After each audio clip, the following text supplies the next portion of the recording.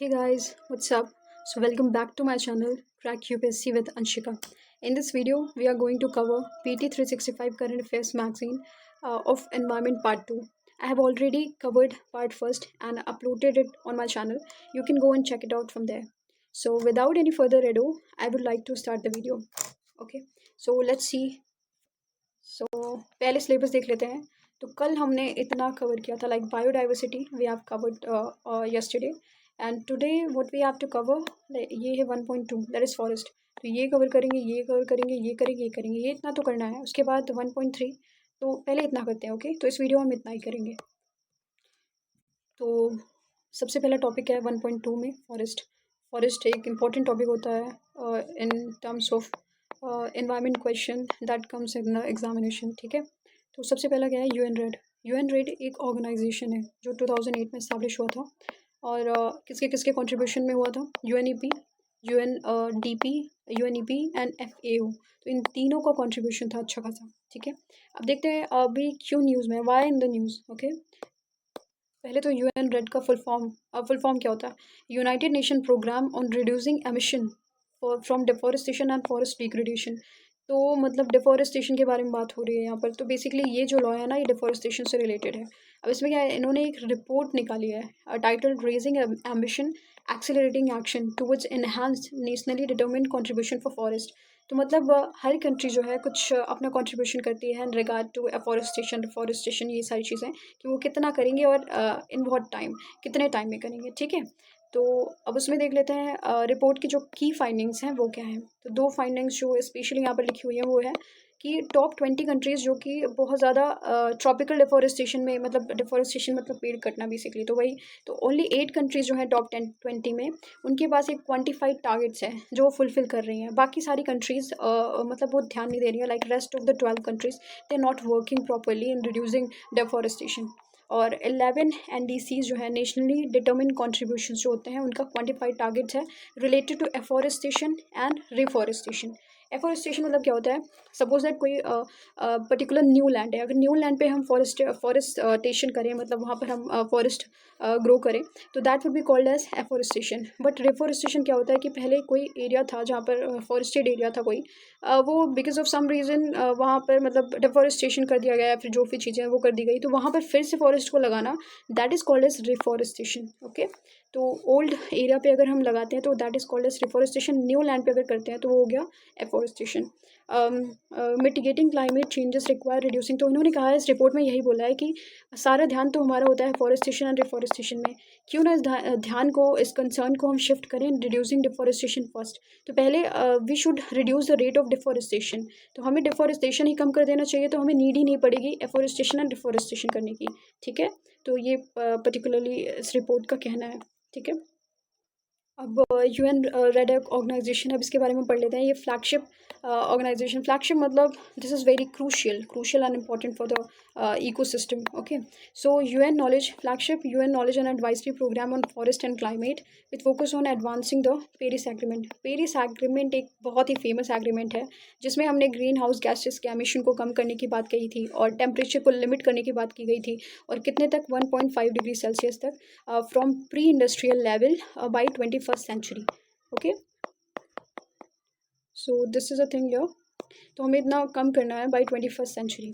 ठीक है, अब क्या जेनेसिस कब हुआ था? UN रेड का जेनेसिस कब हुआ? 2008 में फॉर्म हुआ था. अभी हमने ऊपर पढ़ा कि 3 ऑर्गेनाइजेशन है जिनके कॉन्ट्रीब्यूशन है FAO, UNDP and UNEP. Okay, partner countries की बात करें तो 65 है इंक्लूडिंग इंडिया. अब यहाँ पर एक नीचे ऑर्गेनाइजेशन और दी हुई है, इसी का कह सकते हैं एक एक्सटेंडेड वर्जन है. ठीक है, रेड प्लस. तो ये कब आया था? 2013 में आया था. और रेड कब आया था? 2008 में. Okay, so few years after later. Okay, तो ये हो जाएगा. फिर इसमें क्या है? The framework is commonly referred to as the Warsaw framework for REDD plus adopted at the 19th COP meeting. तो COP19 जो UNFCCC का होता है, COP19 में इसको लेकर आया गया था इन 2013. अब इसकी बेसिकली इसका मोटिव क्या है? मोटिव है सिंपली डिफॉरेस्टेशन को रोकना, ठीक है? बियॉन्ड डिफॉरेस्टेशन से आगे हमको सोचना है। तो हमें क्या करना चाहिए? हमें कंजर्वेशन पे ध्यान देना चाहिए फॉरेस्ट को कंजर्व करने के लिए। सस्टेनेबल मैनेजमेंट ऑफ फॉरेस्ट होना चाहिए, मतलब इस तरह से पेड़ों को काटें या फिर इस तरह से मैनेज करें कि फ्यूचर यूज़ के लिए भी वो सस्टेनेबल रहे, वो अच्छा रहे, मतलब like that should sustain for the future peoples also. Okay, enhancement of forest carbon stock, तो कार्बन सिक्वेस्ट्रेशन उसको इंक्रीज़ करने की भी यहाँ पर बात कर रहा है। तो हमें डिफॉरेस्टेशन से आगे बढ़ना चाहिए, हमें ये सब भी सोचना चाहिए। बेसिकली यहाँ पर इसके लिए ऑर्गेनाइजेशन को फॉर्म किया गया, रेड प्लस को। Now let's move towards second topic, that is International Arrangement of Forest, IAF. Okay, so recently अभी 19 सेशन हुआ किसका? UNFF का, United nation on forest, United Nations forum on forest, ठीक है? और किसके अंडर में हुआ, like who was responsible for concluding this meeting?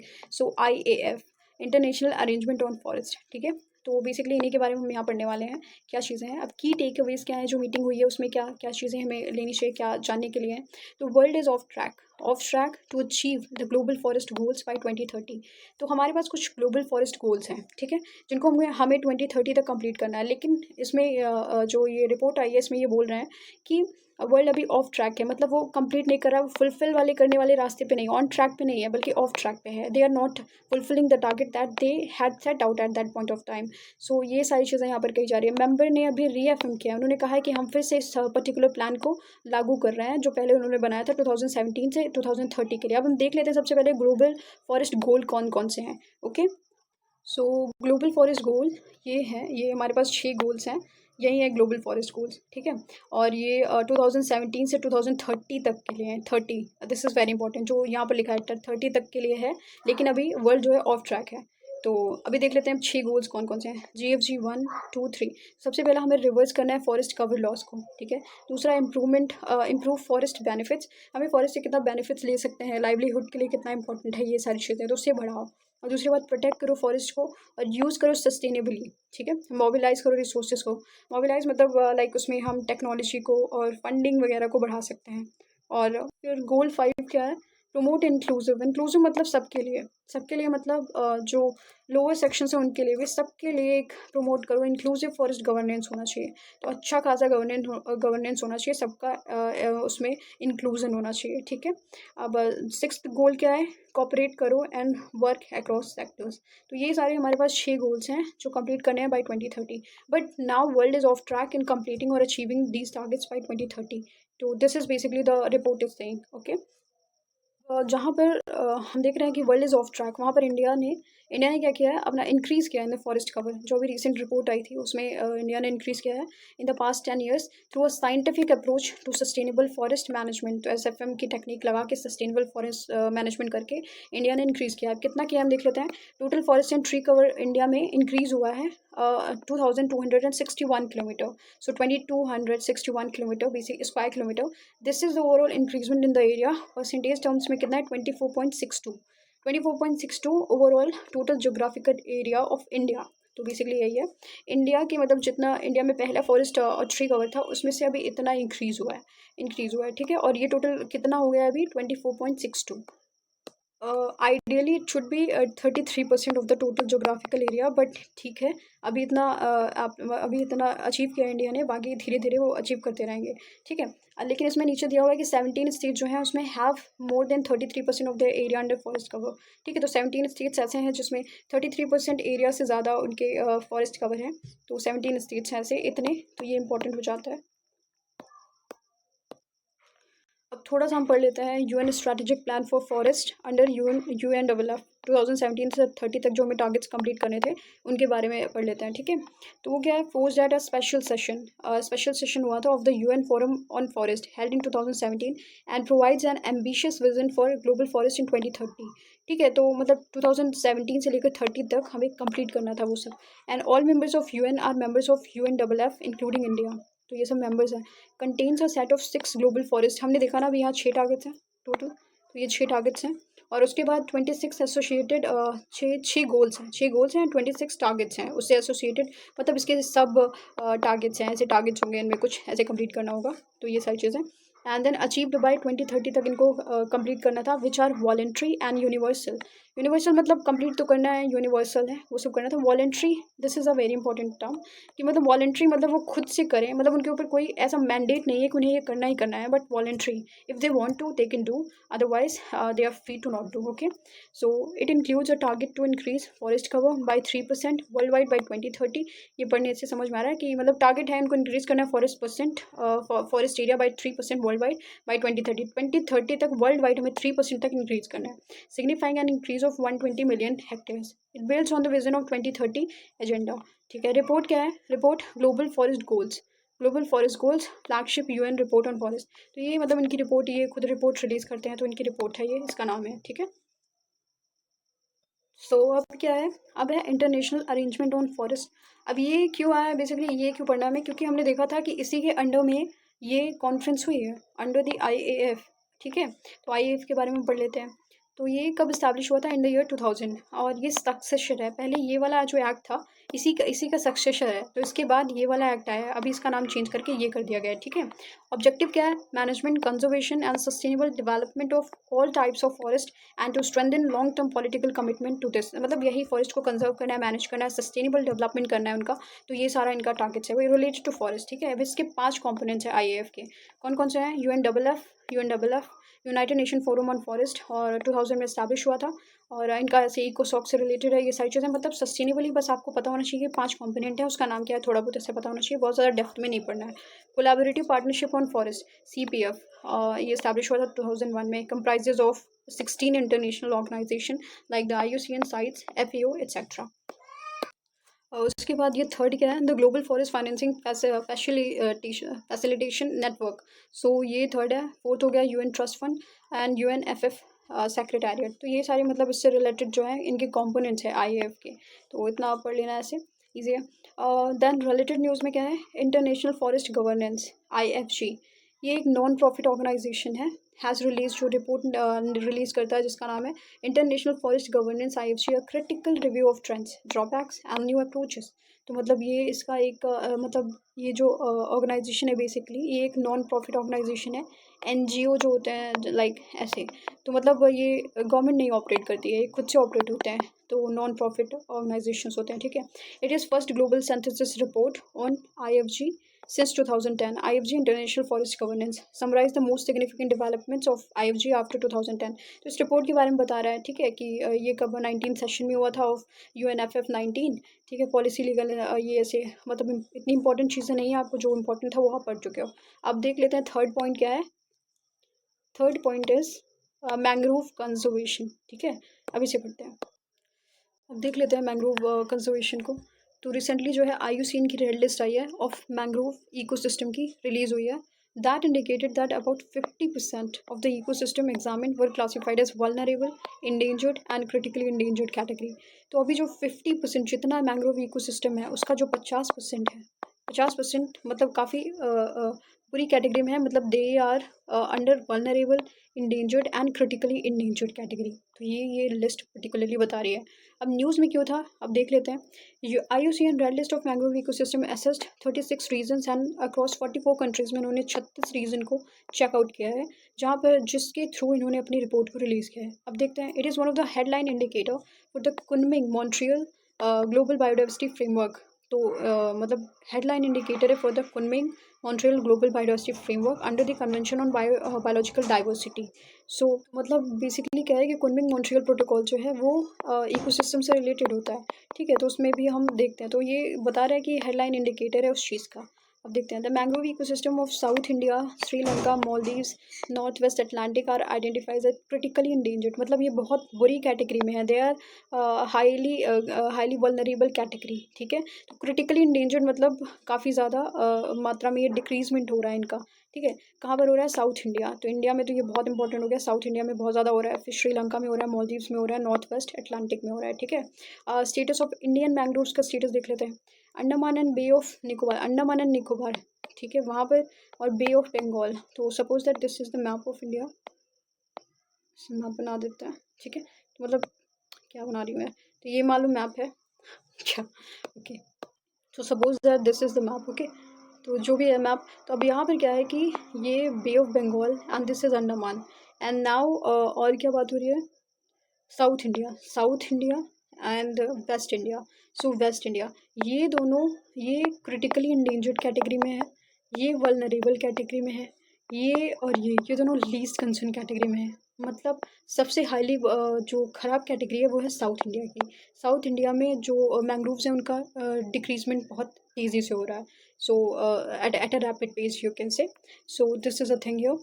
And then about mangroves and ecosystem services provided, about located primarily on tropical, subtropical and warm temperate coast, covering approximately 15% of the world's coastline। ठीक है, तो मतलब world की coast line जो overall world की coast line होती है उसका 15% कवर करते हैं मैंग्रोव इकोसिस्टम्स। ठीक है, and services provided by mangrove, ये कार्बन सीक्वेस्ट्रेशन में हेल्प करते हैं, मतलब कार्बन को स्टोर करके रखते हैं। ठीक है, एंड ये इवन यू कैन से the 3 times of amount stored in tropical forest of same size. तो अगर ट्रॉपिकल फॉरेस्ट है सेम साइज का, तो वो जितना स्टोर कर रहा है कार्बन, ठीक है, उसका 3 times ये स्टोर करते हैं। अगर सेम साइज में रहें तो 3 times स्टोर करते हैं जितना ट्रॉपिकल फॉरेस्ट कर रहा है। तो यू कैन से कि आप यहाँ पर देख सकते हैं, you can see that the importance of mangrove ecosystem is so much here, and this is also very crucial for the environmental balance. So अगर ये कार्बन सिक्वेस्ट्रेशन में हेल्प कर रहा है तो that is really that will help from green house gases emission. ठीक है, even जो है हमें पता है कि मैंग्रोव जो है they act as a barrier for any disaster, तो they also prevent disaster. They are also called, even we can say that mangroves are called as the sentinel of the ecosystem, even sentinel for the coastal areas. So जो भी disasters आते हैं, suppose that flood अकर करने वाला होता है, तो mangrove ecosystem काफ़ी हद तक उसे रोक सकता है। ठीक है, अगर मैंग्रोव प्लांट्स हैं, because they are closely attached to water, तो वाटर से वो आगे ही काफ़ी एक बैरियर की तरह काम करते हैं। तो जो फ्लड की स्पीड रहती है वो थोड़ी कम हो जाती है, यू कैन से। तो they acts as a barrier here. अब यहाँ पर हम देख लेते हैं status of mangroves in India. तो मैंग्रोव जो है लक्षद्वीप में अगर बात करें, Lakshadweep archipelago and on coast of Tamil Nadu, ठीक है, they are critically endangered category में है by the state of world's mangroves 2024 by global mangrove alliance. ठीक है, अब India state of the forest report जो ISFR 2023 अभी जस्ट रिलीज़ हुई थी प्रीवियस ईयर, अभी जिसकी मतलब जो भी हमने देखा रिलीज़ हुआ था फॉरेस्ट, उसकी रिपोर्ट के through by the Forest Survey of India, mangrove cover India में इंक्रीज़ हुए हैं बाय 17 स्क्वायर किलोमीटर। तो this is a good thing for India. ठीक है, it's okay, it's good and compare to the previous assessment. Major locations अगर मैं India में बात करूँ तो कौन कौन सा है, Andaman and Nicobar island and Sundarban of West Bengal. This is the highest, मतलब ये वर्ल्ड में सबसे ज़्यादा मैंग्रोव इकोसिस्टम यहीं पर है, तो ये तो बहुत ज़्यादा इंपॉर्टेंट है। Mahanadi, Godavari and Krishna deltas etcetera. ठीक है, अब कुछ इनिशिएटिव देख लेते हैं जो इंडिया ने लिए हैं फॉर द मैंग्रोव कंजर्वेशन। तो सबसे पहला मिष्टी, वेरी वेरी इंपॉर्टेंट। तो ये तो मैंग्रोव इनिशिएटिव फॉर शोर lines habitats and tangible incomes. तो ये मतलब एक ऐसा मतलब मिस्ट्री प्रोग्राम जो भी रिसेंटली आई थिंक 2023 में या 2022 में इनॉग्रेट किया गया था, इसे मतलब स्टैब्लिश किया गया था। You can say that bring into or came into the limelight, you can say. So under the Ministry of Environment, forest and climate change, तो इस मिनिस्ट्री के अंदर में इसको इस पर्टिकुलर प्रोग्राम को लाया गया था। इससे क्या है कि मैंग्रोव कंजर्व करने के लिए है। दूसरा प्रोग्राम देख लेते हैं, सेम इनिशिएटिव, इसका फुल फॉर्म देख लो आप, sustainable aquaculture and mangrove ecosystem. ठीक है, तो that builds aquaculture farm using IMA integrated mangrove aquaculture system. तो ये सारा जो है मतलब लाइक इनिशिएटिव्स लिए गए हैं फॉर द मैंग्रोव कंजर्वेशन। ठीक है, अब देख लेते हैं थर्ड क्या है, magical mangrove campaign. WWF India ने has enjoined citizens in 9 coastal states on mangrove conservation। तो ये सारे इनिशिएटिव्स हैं।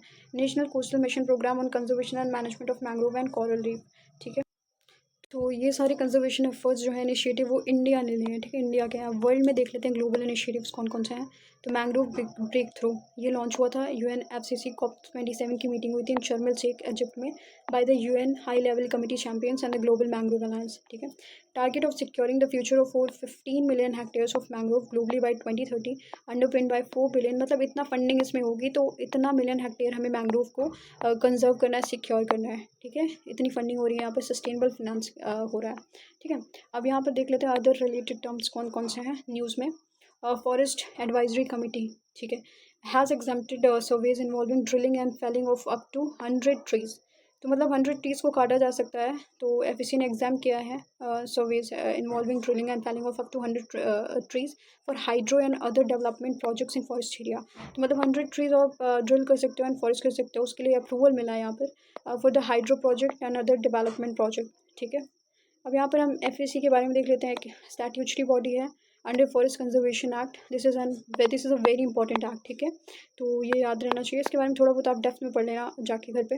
Under ministry of environment forest and climate change, तो इसके अंदर में, इस मिनिस्ट्री के अंदर में। ठीक है, approves diversion of forest land from non forest. तो ये काफ़ी इंपॉर्टेंट है बिकॉज ये बोल रहा है कि forest approves diversion of forest for the non forest purpose. Forest land का डाइवर्जन मतलब आप फॉरेस्ट लैंड को काटने की अनुमति for the non forest purposes के लिए ये अप्रूव करता है। तो ये पर्टिकुलर बॉडी जो है वो अप्रूव करती है।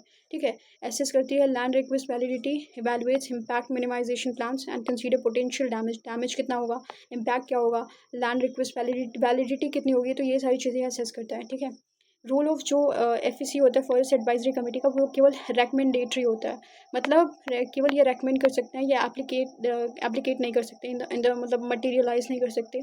तो मतलब ये बेसिकली लागू नहीं करते हैं। बट कौन करता है ministry of environment forest and climate change ही करती है ये पर्टिकुलर ऑर्गेनाइजेशन। बट ये केवल रिकमेंडेशन देते हैं। ठीक है, अब दूसरा क्या है, forest ecosystem restoration initiative, FERI we can say FERI. So, ये इनिशिएटिव किसने, secretariat of the convention on biological diversity CBD marks the 10th anniversary of the first ecosystem restoration initiative. And about FERI के बारे में हम देख लेते हैं। Launch as a partnership between Korea forest services okay and the CBD secretariat. इन दोनों के बीच में पार्टनरशिप मतलब launch as a partnership between, तो इन दोनों के बीच में पार्टनरशिप एक प्रोग्राम है and implemented by CBD secretariat. ठीक है, design to assist developing country जो भी डेवलप हो रही है वो कंट्रीज बेसिकली, जैसे इंडिया भी है तो उसमें इन ऑपरेशनलाइजिंग नेशनल टारगेट्स एंड प्लान्स। तो जो भी नेशनल टारगेट्स प्लान्स बनाते हैं उनको ऑपरेशनलाइज करने के लिए तो ये बनाया गया, ये पर्टिकुलर जो फेरी है इसको बनाया गया फॉरेस्ट इकोसिस्टम रेस्टोरेशन इनिशिएटिव। अब इसमें जो है ये in line with HE biodiversity targets 5, 14 and 15। तो अभी HE टारगेट्स का कोई रेलेवेंस नहीं रह गया because this has been replaced by Kunming Montreal global biodiversity framework. ठीक है, तो इसमें क्या है कि ये जो HE टारगेट्स है ना, ये एक्सपायर हो चुका है 2022 में। अब इससे ये रिप्लेस हो गया इस पर्टिकुलर टारगेट से, तो इसका कोई मतलब नहीं है यहाँ पर। फेरी का इनिशिएटिव हम देख लेते हैं। Adoption of short term action plan on ecosystem restoration stepper at COP13 in 2016। We plan एक इनिशिएटिव है इनका, वी प्लान फॉरेस्ट प्लेटफॉर्म। ठीक है, we plan forest. So a decision about tool for tropical forest ecosystem restoration के लिए ये सारी चीज़ें हैं फॉरेस्ट के रेस्टोरेशन के लिए। अब देख लेते हैं। अब थर्ड पॉइंट यहाँ पर क्या है, EU नेचर रेस्टोरेशन प्लान। ठीक है, यूरोपियन यूनियन ने अप्रूव किया है NRP first of its kind. NRP क्या है, नेचर को रिस्टोर करने का प्लान है। ठीक है, about it is a continent wide, मतलब कॉन्टिनेंट वाइड पूरे कॉन्टिनेंट वाइड मतलब पूरे यूरोप में ये एप्लीकेबल होगा। तो कॉन्टिनेंट वाइड प्रोग्राम्स हैं। अब देखते हैं यू ने क्या किया है यहाँ पर। तो हमने देखा कि continent wide, it is a continent wide and comprehensive law that forms part of the EU European green deal. तो यूरोपियन यूनियन की मतलब एक यूरोपियन ग्रीन डील करके एक प्लान है इनका फॉरेस्ट को कंजर्व करने के लिए, नेचर को रीस्टोर करने के लिए। तो जिसमें एम क्या है, इनका एम क्या है, for the net zero emission इन्होंने बोला है बाय 2050। तो हम जैसे इंडिया ने बोला है कि नेट ज़ीरो हमारा जो टारगेट है, इंडिया का जो नेट ज़ीरो टारगेट है वो कब तक है, 2070 तक। तो वैसे यूरोपियन यूनियन का जो टारगेट है वो 2050 तक है। ठीक है, और इसमें की फीचर्स की अगर हम बात कर लेते हैं तो contains binding restoration targets. Binding ये इंपॉर्टेंट है बिकॉज बाइंडिंग मतलब कि करना ही करना है। ठीक है, for long term recovery of nature in European Union land and sea, दोनों के लिए, land and sea areas both के लिए। ठीक है, it seeks to recover at least 20% of the EU land and sea areas by 2030। तो 20% हमें रिकवर करना है, एटलीस्ट 20% बाई 2030।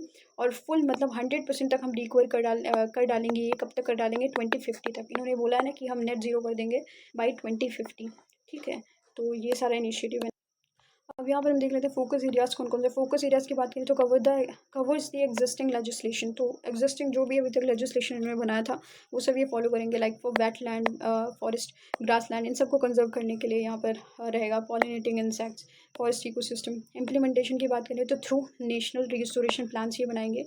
नेशनली कैसे कैसे नेशनल एक पर्टिकुलर कंट्री कितना कितना रिस्टोर कर सकती है कार्बन को, तो वैसे प्लान्स बना के ये इम्प्लीमेंट करेंगे इस पर्टिकुलर थिंग को। ठीक है, now we'll move toward the fourth point, that is European union deforestation regulation कैसे करना है इनको, EUDR बेसिकली है, तो रेगुलेट कैसे करेंगे इसके बारे में है। तो European commission has propose to extend, बढ़ाने वाले हैं ये इनका जो EUDR का प्लान था उसको 1 साल के लिए और एक्सटेंड कर रहे हैं, ठीक है, उसके इम्प्लीमेंटेशन को। अब EUDR हम देख लेते हैं क्या है। So aims to establish that a set of key goods placed on the EU market will no longer contribute to deforestation, forest degradation in EU and elsewhere in the world। तो मतलब basically क्या है कि European union market में ये ऐसी चीज़ों को प्रमोट करेंगे जहाँ पर डिफॉरेस्टेशन कम से कम हुआ हो, फॉरेस्ट डिग्रेडेशन कम से कम हुआ हो, ठीक है, चाहे वो जिस कंट्री से आए, वेर एवर, चाहे EU में हो चाहे एल्सवेयर इन द वर्ल्ड, चाहे जिस कंट्री से हो, ठीक है। Applies to a wide range of products, ठीक है, तो काफ़ी सारे प्रोडक्ट्स इसमें एप्लीकेबल होंगे। कौन कौन से, पाम ऑयल हो गया, सोया हो गया, बीफ हो गया, कोकोआ हो गया, टिम्बर हो गया, ठीक है। Require companies to verify the origin of the products, ठीक है, तो कंपनीज जो है पहले देखेंगी कि कौन सी पर्टिकुलर कंट्री से प्रोडक्ट्स का ओरिजिन है, तो उस हिसाब से वेरीफाई करेंगी the origin of the products. Will act as barrier for the countries who export to the EU। तो EU में वैसे भी हम जानते हैं कि कोई भी एक्सपोर्ट जब भी करते हैं कोई भी कंट्रीज, तो EU में वैसे भी बहुत सारे मतलब बहुत सारे रिस्ट्रिक्शंस होते हैं, तो ये भी एक बैरियर की तरह वहाँ पर वर्क करेगा for countries who export to the EU। So I think 1.2 we have finished. So we have finished the part 2, and I think that this is the end of the video. And because I am suffering from cold nowadays and I'm not able to talk, even you can see that there's a uh, lot of tongue twisting happening with me. So this is the end of the video, okay? And if you want part 3 of this series, you can comment down below in the comment section, and please like, subscribe and share my channel. For now, I want to take a leave. Thank you so much. Bye bye.